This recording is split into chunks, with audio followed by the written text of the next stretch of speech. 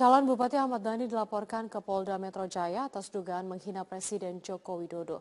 Menurut pelapor, Ahmad Dhani menghina Jokowi saat berorasi dalam aksi damai 4 November lalu. Musikus dan calon Bupati Bekasi Ahmad Dhani dilaporkan RLJ dan relawan Jokowi karena diduga telah menghina Presiden Jokowi. Ketua Umum RLJ Riano Osha mengungkapkan pihaknya telah melaporkan Ahmad Dhani dengan menyertakan bukti berupa video Ahmad Dhani saat berorasi dan 3 saksi. Riano menegaskan selain melaporkan secara pidana, pihaknya juga akan melaporkan Ahmad Dhani secara perdata.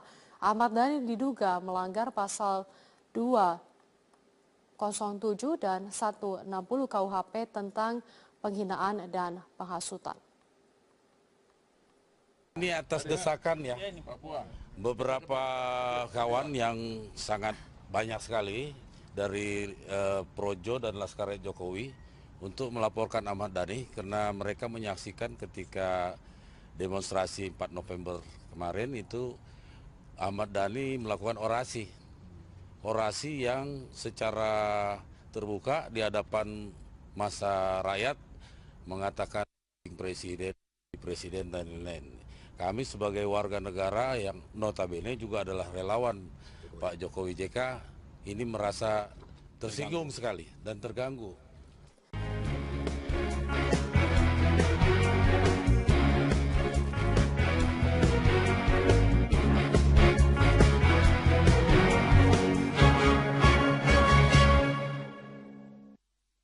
Penegakan hukum untuk semua.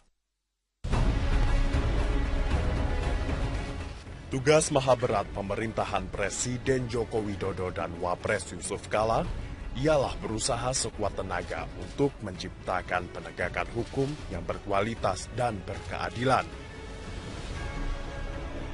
Hukum harus dijadikan sebagai aturan main dalam penyelenggaraan pemerintahan negara, terutama dalam memelihara ketertiban dan perlindungan terhadap hak-hak warganya. Itulah hakikat negara berdasarkan hukum, bukan berdasarkan kekuasaan. Penegakan hukum yang berkualitas dan berkeadilan itu sangat diharapkan untuk menindaklanjuti demonstrasi damai berujung kericuhan pada 4 November.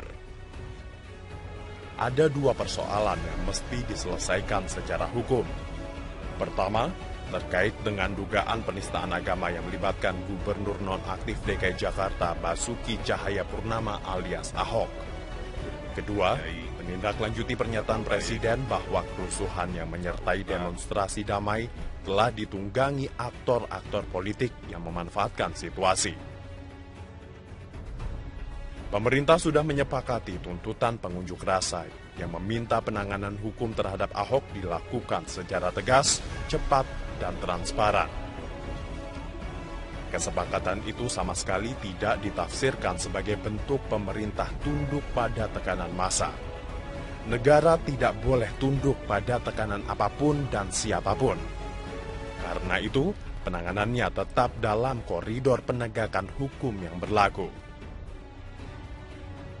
Kita mengapresiasi kecepatan dan kecekatan penyidik Badan Reserse Kriminal Mabes Polri yang pada hari ini meminta keterangan Ahok. Acungan jempol juga kita berikan kepada Kapolri Jenderal Tito Karnavian yang berjanji melakukan gelar perkara secara terbuka. Kecepatan dan kecekatan penyidik juga janji menggelar perkara secara terbuka mestinya berlaku untuk semua kasus penegakan hukum di negeri ini.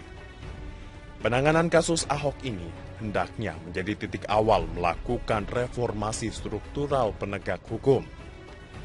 Publik tentu saja menantikan kecepatan dan kecekatan penyidik Badan Reserse Kriminal Mabes Polri untuk mengungkap dan mengusut aktor-aktor politik di balik kerusuhan 4 November.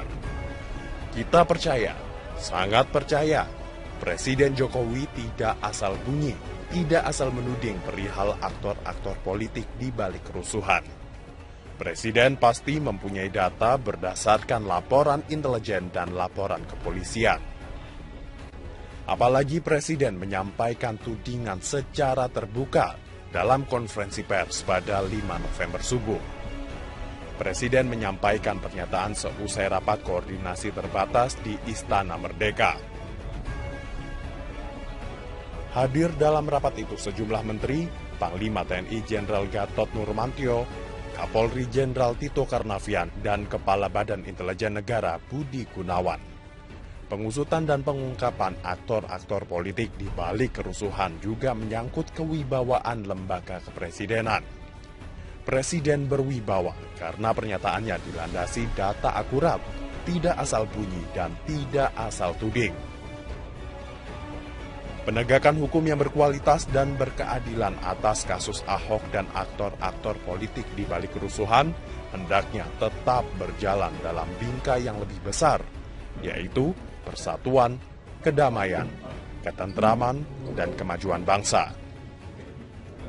Kini saatnya hukum ditempatkan sebagai panglima. Yang bersalah harus dimintai pertanggungjawaban hukum atas perbuatannya. Tapi jangan sekali-sekali memaksakan orang untuk bersalah hanya karena tekanan massa. Itulah yang disebut hukum sebagai panglima.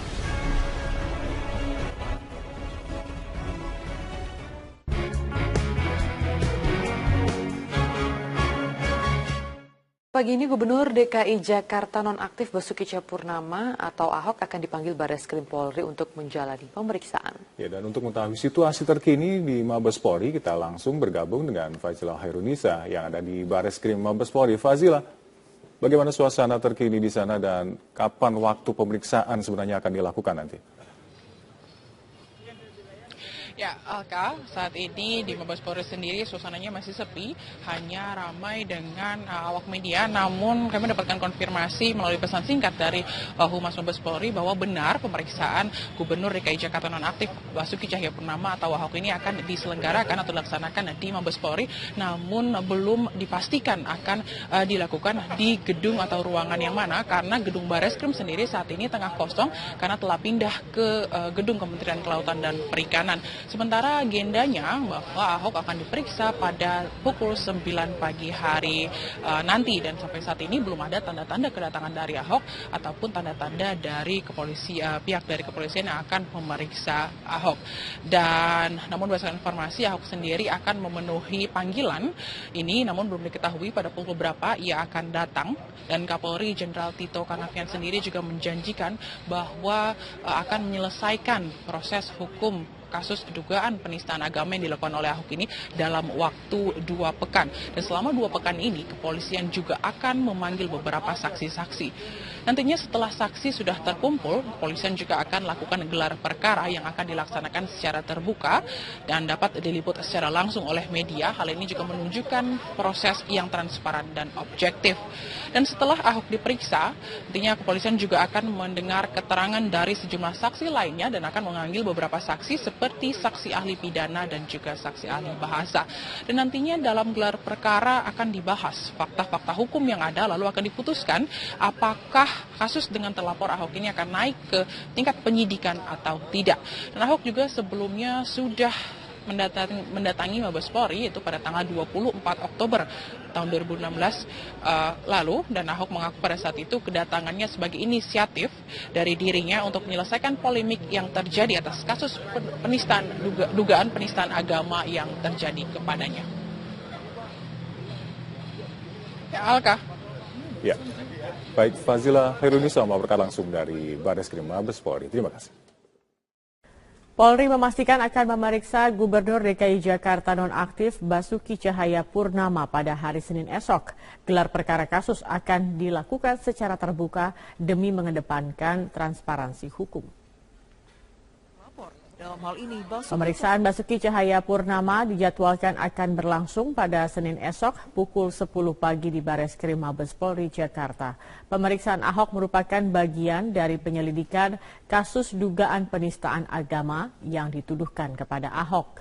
Selain memeriksa Ahok, polisi juga menghadirkan ahli agama, ahli bahasa, dan ahli pidana. Setelah keterangan dan bukti telah terkumpul, Polri memastikan akan menggelar perkara secara terbuka serta menghadirkan DPR dan Kejaksaan sebagai pengawas. Tahapan penyelidikan ditargetkan selesai pada pekan ketiga bulan ini.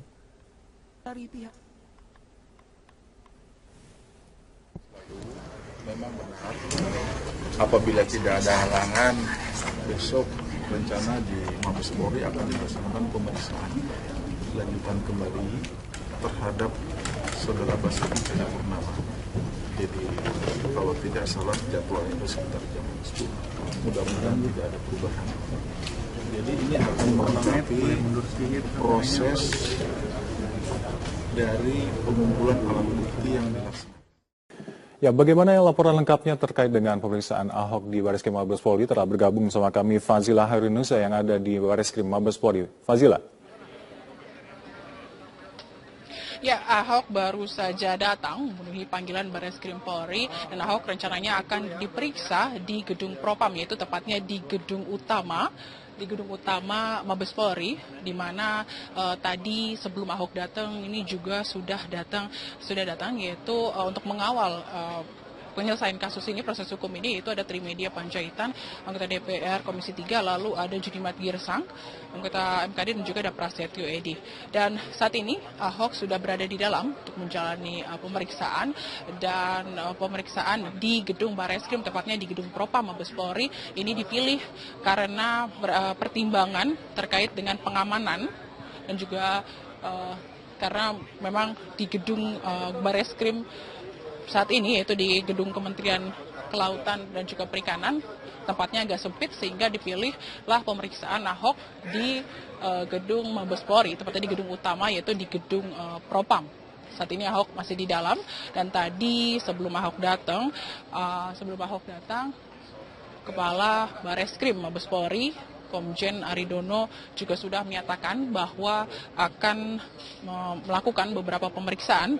Ini merupakan pemeriksaan perdana Ahok terkait dugaan kasus penistaan agama yang dilakukan oleh Ahok, di mana sebelumnya pada tanggal 24 Oktober 2016 lalu, Ahok juga sudah mendatangi Bareskrim atas inisiatif sendiri dan memberikan keterangan terkait dengan dugaan penistaan agama dengan menyebutkan surat Al-Maidah ayat 51.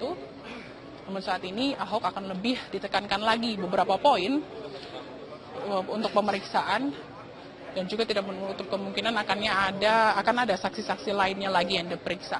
Karena Kapolri sendiri berjanji akan menyelesaikan kasus dugaan kasus penistaan agama ini itu dalam waktu 2 minggu, di mana setelah nantinya setelah saksi-saksi diperiksa, maka akan dilakukan gelar perkara secara terbuka yang bisa diliput oleh media. Ini menunjukkan bahwa adanya transparansi dan juga objektif dalam pemeriksaan ini.